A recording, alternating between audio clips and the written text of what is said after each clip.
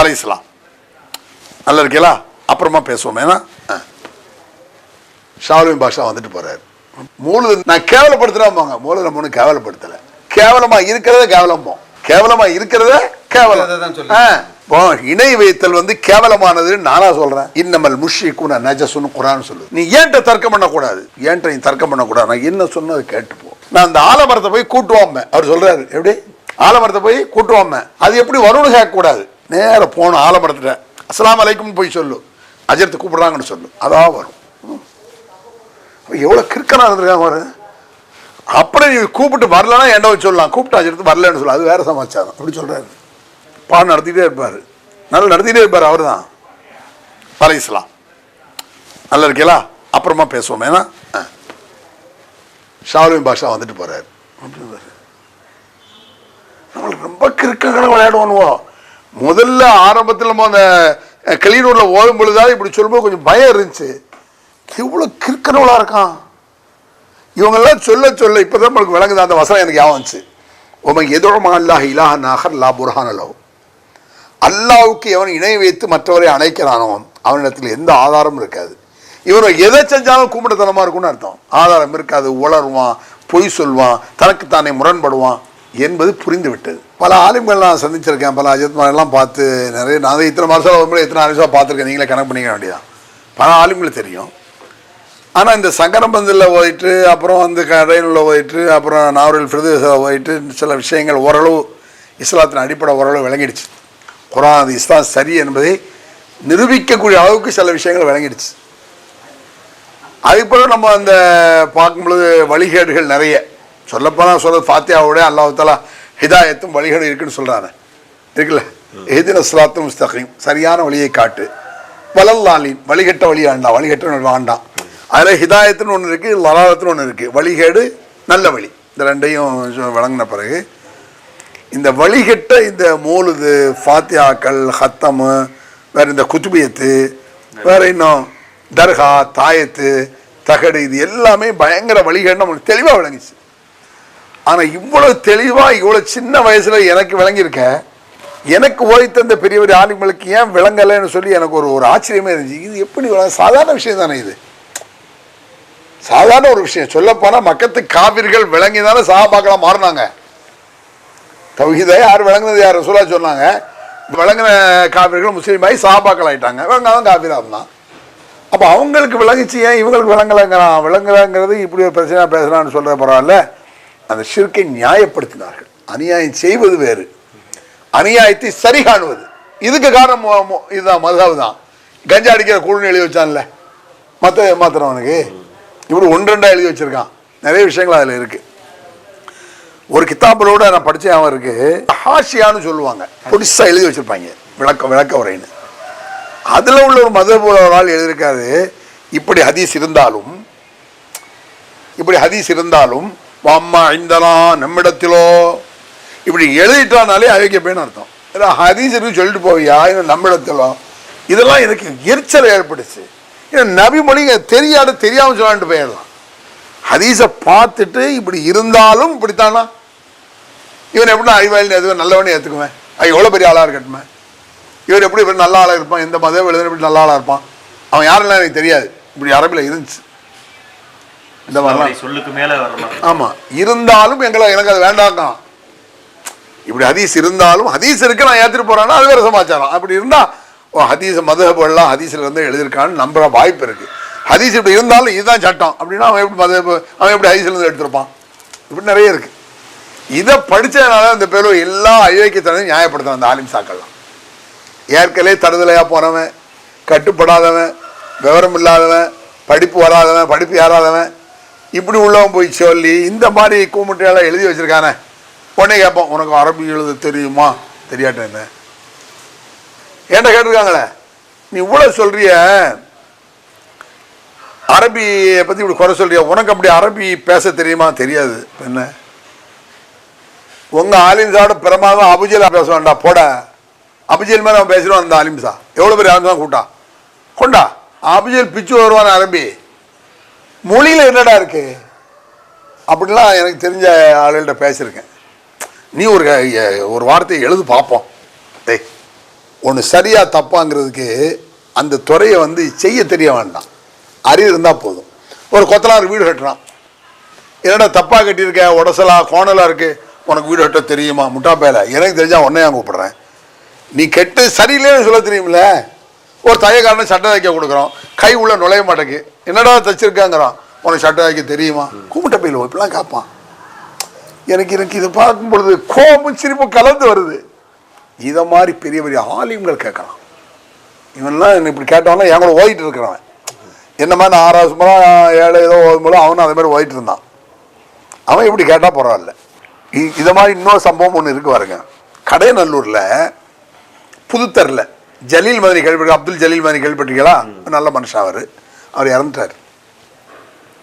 நான் இந்த மாதிரி தௌஹீத் சிந்தனைக்கு வந்த பிறகு அவரெல்லாம் சந்தித்து கொஞ்சம் பழக்கமான நல்ல நெருக்கமான பழக்கம். அப்போது ஒரு மீலாது விழா மாதிரி ஏதோ ஒரு கூட்டம் நடத்துகிறாங்க அந்த தெருவில். மீலாது விழா ஆலிம் சாக்கள் பேசுவாங்கல்ல. அப்போ முதல்ல ஆலிம் சாக்களைனா மறுசலை ஓயிட்டு தான் விடுவாங்க. என் வயசு அவனுக்கு இருக்கு, என்ன ஒரு 2 வயசு கம்மி தான். அவன்லாம் பேசுகிறான், முதல்ல விடுறான், முதல்ல ரெண்டு பேசுகிறான் அந்த பையன் மேடையில். அப்போ நாங்கள்லாம் போய் நிற்கிறோம். ஜலீல் மதனி வீட்டில் இருந்து கொஞ்சம் தள்ளி. அடுத்த வருஷம் ஆலிம் சார் பட்டம் வாங்க போகிறான் அவன். இப்போமெல்லாம் அவன் பெரிய ஆள். அவன் பேசுகிறான், ஏதோ கபர் கட்டக்கூடாதாம், கபர் கட்டினால் இடிக்க வேண்டுமா, ஆதாரம் இருந்தால் கொண்டு வாருங்கள் பார்க்கலாம் அப்படின்னு. அவன் ஆதாரம் இருந்தால் கொண்டு வாருங்கள் பார்க்கலாம் இப்படி சொன்னால் நம்மளுக்கு கொண்டு போகணும்னு ஒரு துருன்னு இருக்கும். ஜலீல் மதனி என்ன நேராக முஸ்லீம் கிதாப் தூக்கிட்டு வந்தார். அவர்கிட்ட அரபி மூலமாக இருந்துச்சு. வேகமாக கொண்டு போய் ஹதீஸை விரித்து நேராக மேடைக்கே போயிட்டார். ஆதாரத்தை தூக்கிட்டு ஒரு தத கவரம் முஸ்லீம் இல்லா சவைத்தோ, இது முஸ்லீம் இருக்குது இந்த ஹதீஸு. அவங்களாம் ஹதீஸ் ஒரு படித்த நேரம் தான், டக்குன்னு தூக்கி வைக்காரு. அவன் அதை பார்க்காம ஆதாரம் இருந்தால் கொண்டு வாருங்கள் பார்க்கலாம்னு சொன்னா கொண்டு வந்துருக்கீங்களோ, நீங்க அப்படி கேட்கணும், நான் கொண்டா வர்றோம் அப்படின்னா. அரசியல்வாதியோட கேவலப்பட்டு வச்சு அரசியல் சொல்லுவாங்கல்ல, 50 கோடி நாங்கள் லஞ்சம் வாங்கினோமா, 50 கோடி என்று பொய் சொல்லாதீர்கள், 49.5 கோடி தான் வாங்கினோம் வருங்க. புரியுதா? அதாவது பரவாயில்ல, கொஞ்சமாவது 50 கோடி இல்லப்பா 49 சொல்ல ஒரு சின்ன லாஜிக் இருக்கு அதுல. என்னது இது? சவடால் கேவலங்க. நீங்க ஆதாரம் ஒன்றும் தர வேண்டாம், நாங்கள் அப்புறம் பார்த்துக்கிறோன்னு சொல்லலாம் கூட, அதில் ஒரு விஷயம் இருக்கு. அப்படி ஒரு ஃப்ரெண்டு ஆலிம் சாப்பிட்னா ஒரு மௌலுதோ பாத்தியா ஏதோ வரான், மச்சான் எனக்கு அவன் மச்சான் வர, இதுக்கெல்லாம் ஆதாரம் இல்லை மச்சான், இதெல்லாம் நபி வழிப்படி பாவம், அப்படிலாம் ஒன்றும் பாவம் இல்லை என்ன சொல்கிறான், அதெல்லாம் ஒன்றும் பாவம் இல்லை, இது குற்றம் பாவம்ங்கிறதுக்கு நான் ஆதாரம் தரட்டா, நீ ஒன்றும் தர வேண்டாம், நீ ஒன்றும் தர வேண்டாம். சரி, செய்கிறதுக்கு ஒன்றை ஆதாரத்தை ஓன்றை தர வேண்டிய அவசியம் இல்லை. நான் ஆதாரம் இருந்தாலும் தரமாட்டேன், நீ ஆதார் கார்டுலாம் பார்க்க மாட்டேங்குது. இவர் என்ன செய்ய அரக்கிருக்கனுவோ மக்கத்துக்காகலாம் இப்படி ஆர்குமெண்ட் பண்ணல. சில விஷயங்களை கேட்கும்போது ஆமான்னா வலையின் சால்த்தம்மன் ஹலக்க சமாவாத்தி வல்லல் இருக்குல்ல, இந்த வானங்களை பூமியை படைத்தது யார், வானத்தில் மழை தருவோன் யார் என்று நபியை கேளு, கேட்டா ஓண்ட சொல்ல வேண்டிய அவசியம் இல்லைங்களா, அவன் அல்லாதன்னு சொன்னான். அவன் இப்படி ஆர்குமெண்ட் பண்ண இல்லையே, அவனோட கவலமாக இருக்கு. சரிதானா? அதுக்கு பிறகு சில விஷயங்களை பார்க்கும் பொழுதுதான் ஒரு ஆலிம் சாப் பேசுறான். அந்த ஆலிம் சாப் பேசுற அந்த பேச்ச ஒரு நார்மல் சிந்தனை உள்ளவன் கன்ஃபியூஸ் ஆயிடுவான். அது நமக்கு தெரியுது. கண்டதெல்லாம் இவர்கள் ஷிர்க் என்று சொல்லிக் கொண்டிருக்கிறார்கள். நாகூர்ல பேசலாம், நாகூர் தர்கா முன்னால. அப்புறம் நம்ம ஜமாத்தை திருப்பி நாகூரில் ஒரு மீட்டிங் போட்டாங்க இதுக்கு பதில். அந்த ஆலிம் சாப் என்ன பேசுறான், கண்டதை ஷிர்க் என்கிறார்கள். கபூரில் போய் ஷாலிம் பாஷா தான் அங்கே இருக்காரு, கபூரில் போய் நாம் இப்படி தலையை கீழே சாய்த்து சுஜூத் செய்வது ஷிர்காம்.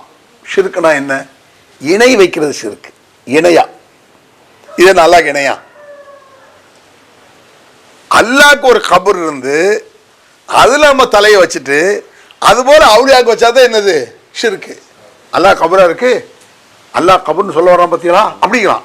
நம்ம அல்லாஹ் இருந்தான் கபூர் இருக்குன்னு சொல்ல மாதிரி இணை வைத்தல்னா அல்லாஹ்க்கு ஒரு கபர் இருக்கு, அதுல போய் சுஜூத் செய்யறான், பிறகு அவரே இதுதான் ஷிர்க் அப்படிங்கிறான். இப்படி சொன்னா என்ன ஆகுறது? உலகத்துல எதுவும் ஷிர்க் இல்லைன்னு ஆயிருப்பாங்க. அல்லாஹ்க்கு ஒரு சிலை இருந்து அந்த சிலையை கும்பிட்டுட்டு அல்லாஹ் அப்படியான அர்த்தம் அதுக்கு வணக்கம் என்ற நோக்கத்தில் அது வணக்கமாக மனிதன் கருதுனா போதான். இஸ்லாத்தில் அது வணக்கம் இல்லை. ஒரு மனுஷன் வணக்கம் நினைச்சு செய்யறான், அப்படி செஞ்சாலே முடிஞ்சு வச்சு. அதான அர்த்தம். அது அதான் தெளிவத்திற்கு எதுவுமே ஷிர்க்ல ஆயிருமே, எதையும் செஞ்சிடலாமே. அல்லாஹ்க்கு இப்படி செய்யற, அல்லாஹ்வுக்கு செய்யக்கூடிய வணக்க வழிபாடு இபாதத்து நம்ம நினைக்கிறோம்ல, இவன் இபாதத்து நினைச்சு எதை செஞ்சாலும் அது ஷிர்க் தான். ஞாபகம் வச்சுக்க. ஒண்ணு சில வணக்கம் கூட ஆயுமா ஆவாதா? இது இணை வைத்தல் என்றால் மனிதன் அறியாமையில் ஒன்றை வணக்கம் என்று நினைத்து கொண்டாலும் இணை வைத்தல் தான். அத்தனை சொல்ல மறுத்தாங்க, இணை வைக்காதீங்கன்னு சொல்லி. அப்புறம் அந்த ஆள் சொல்றான் பாருங்க, அல்லாஹ் ஒரு ஷிர்க் மக்கள் சொன்னவொன்னு மக்கள் வழங்கினான். இது இல்லை, எல்லாமே இணை வைத்தல். உலகத்துல சாதாரண எடுத்துக்கலாம், முஹைதீன் ஆண்டவர் துணை, லாரியில் ஹெட்டிங்கில் போட்டிருக்காங்களா பாய்மார்கள்லாம், முஹைதீன் ஆண்டவர் துணை. இது ஷிர்க்கு நம்ம சொல்லுவோம். துணைன்னு போட்டா எப்படி ஷிர்க்கு? செந்தில் ஆண்டவர் துணைன்னு போட்டா என்ன? முஹைதீன் அந்த வார்த்தை இந்த அர்த்தம் தரும். இந்த மாதிரி வார்த்தையை சொல்லக்கூடாதுங்கிறத இஸ்லாம் அப்படின்னு சொல்லி. இன்னொன்று கூட அந்த சொன்னாரு, அதாவது கபர் பூசுறது. நபிகள் கபர்களை பூசுவதை தடை செய்தார்கள். கபர் பூசினதை தடை பண்ணாங்க.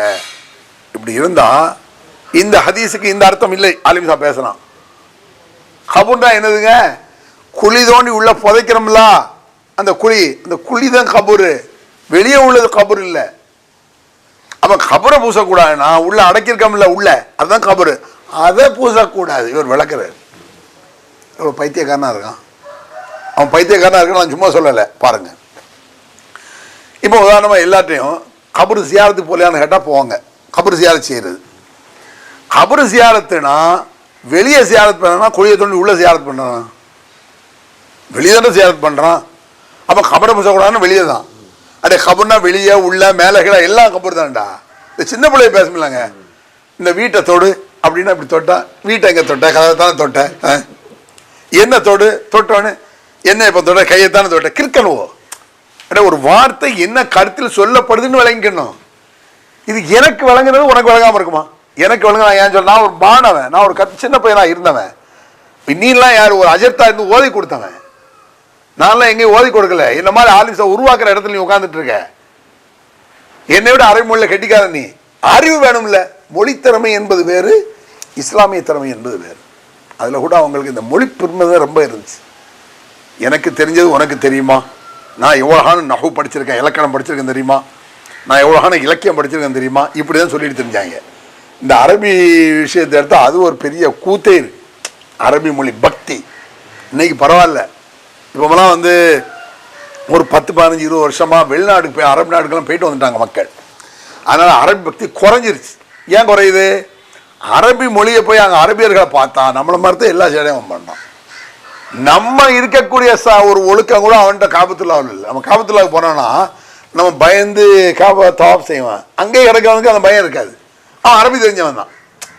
அரபி தெரிஞ்சது நல்ல காரணம். இன்னும் சொல்ல போனால் மொழி, அரபி மொழி என்பதற்கு இஸ்லாத்தில் ஸ்பெஷல் மதிப்பெல்லாம் கிடையாது.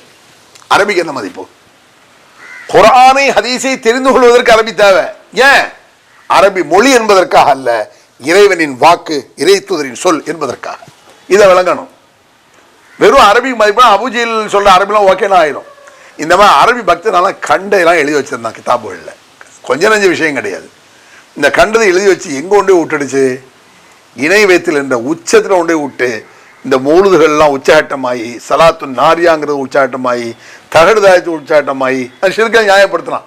அல்லாஹ்க்கு ஒரு கபர் இருந்து அப்படின்னா என்ன அர்த்தம்? ஷிர்கை செய்யுங்கிறான். கபரை போய் முட்டாதீங்கடா அப்படின்னு நம்ம ஒரு நக்கலுக்கு சொல்கிறோம். கபர் முட்டி பயிலா, அதாவது கபரில் போய் நெத்திய வைக்காதுன்னு அர்த்தம். உடனே நாங்கள் கபர் முட்டிகளா? கபரை முத்தமிட்டால் கபர் முட்டியா? ஒரு குழந்தைய தூக்கி முத்தமிடுறேன், நான் என்ன குழந்தை முட்டியா? கேள்வி.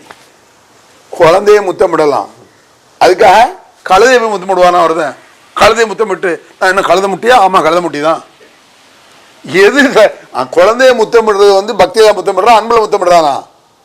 அவுலியாக்கள் மேலே அன்பு, அவுலியாக்கள் மேலே அன்பா? இறந்த கபருக்கு மேலே என்ன அன்பு? குழந்தை ஒரு பெட்டிக்குள்ளே இருக்க, அந்த பெட்டியை போய் முத்தமிடுவேன். அர்த்தம் இல்லாமல் பேசுவான். ஆர்குமெண்ட்டு, தர்க்கம், நியாயம், நீதியே இருக்காது. ஏன்னா அநியாயத்தை நியாயப்படுத்த போனால் அவன்கிட்ட முட்டாள்தனம் பெருகி கொண்டே போகும். நான் அனுபவத்தில் பார்த்துருக்கேன். பெரிய பெரிய ஆளுங்கள்லாம் பதில் சொல்ல முடியாமல் ஓடி இருக்கானு. ஒரு அஜர்த்தை நான் கேட்டு போட்டேன். ஒரு கடையனில் வரும் பொழுது அவருக்கு பாருங்க எப்படி கோவம் வருது பாருங்க. ஒரு விஷயத்தை ஏற்றுக்கொண்டவர்கள் அது போன்ற இன்னொரு விஷயத்தை மறுத்தாங்க, நான் முட்டாளாயிருவோம். குர்ஆன்ல ஒரு வசனம் வரும், நான் எதை மறுக்கிறேனோ தடுக்கிறேனோ அதை நானே செய்து எனக்கு நான் முரண்பட மாட்டேன்னு ஒரு வசனம் உண்டு. ஒரு நபி சொன்னதான். அவனுக்கு அவனை முரண்பட்டா முட்டா பையனா அர்த்தம். தனக்கு தானே முரண்படக்கூடாது. அப்படி நிறைய முரண்படுவாங்க. ஒமா உரிதன் உஹாலிஃபக்கும் இலாமா அன்ஹாக்கும் அன்ஹு, அப்படி வரும் அந்த வசனம். அருமையான வசனம் அது. ஒரு நபி சொல்றதுங்க, எனக்கு நானே முரண்பட மாட்டேன், நான் எதை கூடாது என்று சொல்லுகிறேனோ அதை நானே செய்து நான் முரண்பட மாட்டேன். உன்னை ஏத்துக்கிட்டா அது மாதிரி எல்லாத்தையும் ஏத்துக்கணும், உன்னை மறுத்தா அது மாதிரி எல்லாத்தையும் மறுத்துடணும் அப்படின்னு அர்த்தம் அதுக்கு. அப்ப நான் என்ன செஞ்ச, ஒரு அஜத்தை மாரிசா மாணவர்களுக்கு ஒரு மாணவர்கள் சங்கம்னு ஒன்று வச்சுருப்பாங்க, வாரம் நடத்துவாங்க ஒரு பயிற்சிக்காக. இந்த மாதிரி பயிற்சி பயானசரி பயிற்சி இருக்குல்ல, அதெல்லாம் எல்லா மாரிசாக்களையும் நான் அது அனுபவப்பட்டிருக்கேன். 13 மாரிசால வரணும்னா ஒரு 10 மாரிசாலையாவது பேசியிருக்கேன். அது இந்த பேச்சு கலை வளர்வதற்கு அது ஒரு காரணம்னு வச்சுருக்கேன். அப்படி இருக்கும் பொழுது ஒரு அஜர்த்து உட்காந்துருந்தார். அவர் பேர் இப்ராஹிம்னு வச்சுக்கோங்க, ஒரு பேருக்கு உண்மையான பேர் வாண்டாம், ஆனால் அது தேவையில்லாமல் அவரை கற்பனை பண்ணுவாங்க. திரு இப்ராஹிம் அஜர்த் அவர்களே, மாணவர்களே, நண்பர்களே அப்படின்னு நான் பேசிட்டேன். கூட்டம் நிப்பாடு, கூட்டம் வேண்டாம், எல்லாம் நிறுத்து, நில்றா அப்படிங்காரு. என்ன அஜர்த்து, உனக்கு எவ்வளவு திமிர் இருந்தா திரு இப்ராஹிம் பார்த்து சொல்லுவேன் அப்படிங்கிறாரு. என்ன தப்போ, திருன்னு யாருக்கு சொல்லணும்? முஸ்லீம் அல்லாத காஃபிருக்கு தான் சொல்லணும் திருன்னு. நான் என்ன காஃபிரா திருங்கிற அப்படிங்கிற கோவத்தில் கண்ணெல்லாம் சிவந்து போயிருக்கு. அஜரத்தை காஃபிருக்கு தான் சொல்லணுமா? ஆமாம், திரு குர்ஆன்னு சொல்லலாமா? திருநபி சரித்திரம்னு சொல்கிறோம், திருமணங்கிறம முஸ்லீம்களுக்கு ஜனாப் இப்ராஹிம் சொல்ல வேண்டியதுங்கிறாரு. நம்ம ஜனாப் மனம் வச்சிருக்காங்க, நான் சொல்கிறோம் கல்யாணத்தை ஜனாப் குர்ஆன் ஜனாப் இப்படியா சொல்கிறோம், திருக்குர்ஆன் தான் சொல்கிறோம். நீ ஏன்ட்ட தர்க்கம் பண்ணக்கூடாது, ஏன்ட்ட நீ தர்க்கம் பண்ணக்கூடாது, நான் என்ன சொன்னது கேட்டுப்போ. நான் அந்த ஆலமரத்தை போய் கூட்டுவாம அவர் சொல்கிறாரு, எப்படி ஆலமரத்தை போய் கூட்டுவாம, அது எப்படி வரும்னு கேட்கக்கூடாது. நேராக போகணும் ஆலமரத்துல, அஸ்ஸலாமு அலைக்கும் போய் சொல்லு, அஜர்த்து கூப்பிடுறாங்கன்னு சொல்லு, அதான் வரும். எவ்வளோ கிறுக்கனாக இருந்திருக்காங்க பாரு. அப்புறம் நீ கூப்பிட்டு வரலன்னா என்ன சொல்லலாம், கூப்பிட்டு அஜர்த்து வரலன்னு சொல்லலாம், அது வேற சமாச்சாரம். அப்படி சொல்கிறாரு. பாடம் நடத்திட்டே இருப்பார், நல்லா நடத்திட்டே இருப்பார். அவர் தான் அலைஹிஸ்ஸலாம். நல்லா இருக்கீங்களா, அப்புறமா பேசுவோம். ஏன்னா ஷாலுவின் பாஷா வந்துட்டு போறாரு அப்படின்னு. நம்மளுக்கு ரொம்ப கிறுக்கங்களை விளையாடுவோம். முதல்ல ஆரம்பத்தில் நம்ம அந்த கிளீனூர்ல ஓடும் பொழுதாவது இப்படி சொல்லும்போது கொஞ்சம் பயம் இருந்துச்சு. இவ்வளவு கிறுக்கனவளா இருக்கான் இவங்கெல்லாம் சொல்ல சொல்ல இப்பதான் நம்மளுக்கு விளங்குது. அந்த வசனம் எனக்கு ஞாபகம் வந்துச்சு. உமன் எதோமா அல்லாஹ் இலாஹ நாகர் லா புர்ஹான லஹு, அல்லாவுக்கு எவன் இணை வைத்து மற்றவரை அணைக்கிறானோ அவனிடத்தில் எந்த ஆதாரமும் இருக்காது. இவன் எதை செஞ்சாலும் கும்பிடத்தனமா இருக்கும்னு அர்த்தம். ஆதாரம் இருக்காது, உளருவான், பொய் சொல்வான், தனக்குத்தானே முரண்படுவான் என்பது புரிந்து விட்டது. அதனால அந்த பிரச்சாரங்கள் முடுக்கப்படும் பொழுது கடுமையான எதிர்ப்புகள் எங்க பார்த்தாலும் நியாயத்தையும் ஆரம்பிக்கிற மாட்டாங்க. மக்கள் எப்படி இருப்பான்? எனக்கு தெரிஞ்ச ஒரு 35 ஆண்டுகளாக இந்த ஏகத்துவத்தை சொல்லக்கூடிய ஒரு பணியில் அறியப்பட்ட தாயிக்கல்ல நீங்கள் ஒரு முக்கியமான இடத்துல இருக்கீங்க. எனக்குரிய நீங்கள் எல்லா மாவட்டங்களுக்கும் போயிருப்பீங்கன்னு நினைக்கிறேன். நீங்கள் போகாத மாவட்டங்கள் இருக்க வாய்ப்புகள், எல்லா ஊர்களுக்கும் பெரும்பாலும் போயிருப்பீங்க. அப்போ அந்த மாதிரி ஊர்களில் தாவா பணிகள் செய்யும்போது என்ன மாதிரி பிரச்சனைகளை நீங்கள் எதிர்கொண்டீங்க அப்படிங்கிறத நீங்கள் எங்கள்கிட்ட கொஞ்சம் பகிர்ந்துக்கிட்டால் நல்லாயிருக்கும். எதிர்ப்புனா கொஞ்சம் நெஞ்சம் எதிர்ப்பு கிடையாது. இதை நான் சவடாலுக்காக சொல்லலை, நீங்கள் கேட்குறீங்க, உங்கள் அனுபவத்தை சொல்லுங்க, நான் அதுக்காக சொல்கிறேன். இது எனக்கு பெருசாவெல்லாம் இதுவரை பெரிய அடியெல்லாம் உழலை. பல கூட்டங்கள் பேசியிருக்கேன், கல்லாம் எரிஞ்சிருக்கான், டியூப்லைட்லாம் எரிஞ்சிருக்கான், நம்ம பேசுகிறேன் படலை எரிஞ்சிருக்காங்க. எந்த ஒரு பூதமங்கலத்தில் எரிஞ்சான், எங்கே இருக்கிறது திருவாரூர் பக்கத்தில். அதே மாதிரி இன்னும் ஒரு 2 ஊர் மேலப்பாளையத்தில் முதல்ல ஒன்று நடந்துச்சு, கடையனூரில் நடந்திருக்கு 1-2. இதெல்லாம் கல் எரிஞ்சலாம். நான் இறங்கி கீழே வருவேன், என் கூட 4 பேர் வருவாங்க. அவனை அடிப்பான், என்ன அடிக்க மாட்டான், ஏன்னு தெரியல. என் கூட வர்றாங்களே அவனை மொத்துன்னு ஒத்துவான். அவங்க உடனே திருப்பான், நான் ஏதோ சும்மா நிற்பான், வரமாட்டான். என்ன நினைச்சாரு, இந்த வேலை அடித்தா திருப்பி அடிப்பு போடுவான்னு நினைச்சாரோ எதுக்கு என்கிட்ட வரல. பல இடங்கள்ல அதே மாதிரி நாவூரில் இருக்கும் பொழுது திருவிதாங்கோடு அங்கே ஒரு பிரச்சாரத்துக்கு போயிருந்தோம். மைக்கை பிடிச்சி தெருவில் பேசிட்டு போகிறது தான், கூட வந்தவரை கம்பெடுத்து அடிக்கல. என்ன விசாரம் ஒன்றும் ஒருவே அடிக்கலை. எனக்கு எதிர்ப்புகள் கடுமையாக இருந்துச்சு. அது என்ன பாதிக்கலை. என்ன கடுமையாக அடித்தாங்க மேமிச்சாங்கன்னு சொல்லி பொய் சொல்கிறதில்ல, அது தேவையில்லை. ஆனால் அடி வாங்கின, ஆமாம் நல்லா பாதுகாத்துருக்கான். அடி வாங்கின சகோதரர்கள் எவ்வளோ பேர் அடி வாங்கினாங்க. அவங்கெல்லாம் அடி வாங்க மிதிவாங்க அவங்களுக்கு இன்னும் உறுதியானாங்க. அந்த சகோதரர்கள் ஏகத்துவத்தை சொல்கிறதுல இன்னும் உறுதியானாங்க. அதுக்கப்புறம் மூழ்துகளை இருக்கும் பொழுது சில ஊர்களெல்லாம் வேறு யாருனாலும் வரட்டும் எங்கள் ஊருக்கும், இவன் வரக்கூடாதும்பாங்க. என்ன மூழுது இந்த அளவுக்கு பேசுகிறாங்க, நான் கேவலப்படுத்துகிறாம்பாங்க. மூழுது நம்ம ஒன்றும் கேவலப்படுத்தலை, கேவலமாக இருக்கிறத கேவலம்போம், கேவலமாக இருக்கிறத கேவலம். இணை வைத்தல் கேவலமானதுன்னு நானாக சொல்கிறேன். இன்னமல் முஷ்ரிக்கூன நஜசுன்னு குர்ஆன் சொல்லுது. இணை வைக்கக்கூடியவர்கள் நஜீஸ்கள், அது கேவலம். அல்லாவுக்கு துரோகம், அல்லாவுக்கு நன்றி கட்டுதனம். அடே அல்லாவை ஏற்றுக்கொள்ளாதவர்கள் செய்கிறாங்க, அது வேற சமாச்சாரம். அல்லாஹ் ஒத்துக்கல. அல்லாஹ்வை ஏற்றுக்கொண்டு லா இலாஹ இல்லல்லாஹ்னு சொல்லிட்டு அல்லாஹ்வை தவிர கடவுள் இல்லை, முகமது ரசூலுல்லாஹ், முகமது அல்லாஹ்வுடைய தூதர், நம்முடைய வழிகாட்டின் நம்பிக்கிட்டு செய்தவன் எவ்வளோ முட்டாள். தெரியாமல் செஞ்சால் கூட அது அறியாமைன்ட்டு போயிடலாம். ஒருத்தங்க இறங்குறான், ஒரு பள்ளத்தில் விழுந்துட்டான், தெரியாமல் விழுந்துட்டான், பார்த்து பார்ப்பாங்கலாம். நம்ம சொல்கிறோம் அடா பள்ளம் இறங்காத, விழுந்துட போகிறேன்னா விழுந்துட்டான், கோவம் வரும்ல. சொன்னேன் இல்லைடா, தப்புன்னு தானே சொல்கிறேன், பார்க்கத்தானே இதை பச்சையாக தெரியுதில்ல. இந்த மாதிரி மூர்துகளை சொல்லும் பொழுது நான் பல ஊர்களை மீட்டிங் போகக்கூடாதுன்னு ரொம்ப பேர் கடுமையாக எடுத்தாங்க. அதுமாதிரி பல சகோதரர்கள் பல கோணத்தில் எடுத்தாங்க. ஆனால் என்ன எதுக்கும் பொழுது இவன் மூழுது ஓதி அழகா கேவலப்படுத்துகிறான்டா. மூழுதை என்ன பொறுத்தளவுக்கு கேவலத்தை கேவலம் தான் சொல்லணும். கேவலத்தை எப்படி ரைட்டுன்னு சொல்கிறது? அசிங்கத்தை அசிங்கம் தானே சொல்லணும். அசிங்கத்தை அது தங்கம் வைரம் வைடூரியம் சுத்தம் இருக்குன்னா அதை மதிக்கணும். நான் தான் சாக்கடை இது எப்படி கண்ணியமாக சொல்ல, அருமையான சாக்கடைன்னா சொல்ல முடியும்? கண்ணியம் எந்த இடத்துல கண்ணியம் குடிப்பாங்க? உதாரணமாக மாண்புமிக்க உங்களை கூட சொல்லலாம், அன்பிற்குரிய கண்ணியமிக்க அன்சாரி அவர்களேங்கலாம், கண்ணியமிக்க அபுஜெயில் அவர்களே, சிந்தனை மிக்க ஃபிரௌன் அவர்கள்னு சொல்ல முடியுமா? கேவலப்பட்டவன், இஸ்லாத்தை ஒழிக்க நிற்கிறான். இந்த மூலதை இசை எழுதின இஸ்லாத்தை ஒழிக்க நிற்கிறான். அவ்வளோ மோசமான வார்த்தைகள் இருக்குதுல. அதை பற்றி நம்ம அடுத்து பேசும். அல்லாஹு அக்பர், அல்லாஹு அக்பர்.